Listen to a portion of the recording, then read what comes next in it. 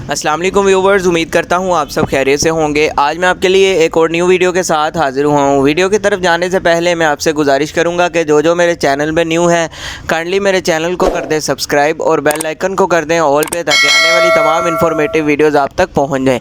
आज हम जिस बारे में बात करेंगे वो है गैविस्कॉन एडवांस सिरप, जिसको बनाता है रैकेट फार्मा। अगर हम इसकी कंपोजिशन की बात करें तो इसके अंदर मौजूद है सोडियम एल्जिनाइड पोटेशियम कार्बोनेट।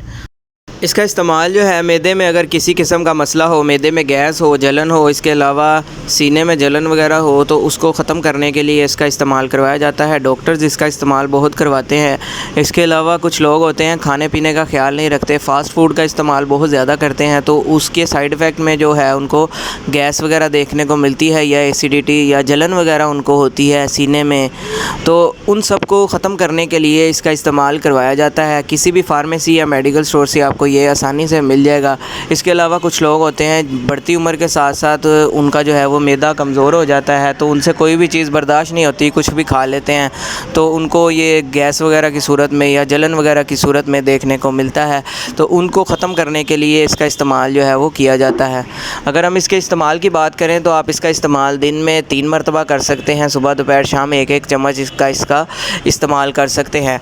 तो अगर आपने रेगुलर इसका इस्तेमाल करना है तो आप अपने डॉक्टर के मशवरे से करें, ताकि आपको किसी भी किस्म का साइड इफ़ेक्ट देखने को ना मिले। तो अगर हम इसके साइड इफ़ेक्ट की बात करें तो कॉमन साइड इफ़ेक्ट्स आ जाते हैं। स्किन के ऊपर आपको कोई एलर्जी वगैरह हो सकती है, या नोज़िया वोमिटिंग हो सकती है, दिल ख़राब हो सकता है, तो ये इसके जो है वो साइड इफ़ेक्ट में कुछ आते हैं। तो उम्मीद करता हूँ कि आपको ये मेरी वीडियो पसंद आई होगी। वीडियो पसंद आई हो तो वीडियो को लाइक लाजमी करें, शेयर करें और चैनल को सब्सक्राइब लाजमी करें, ताकि आने वाली तमाम इन्फॉर्मेटिव वीडियोज़ आपको मिलती रहें। अल्लाह हाफ़िज़।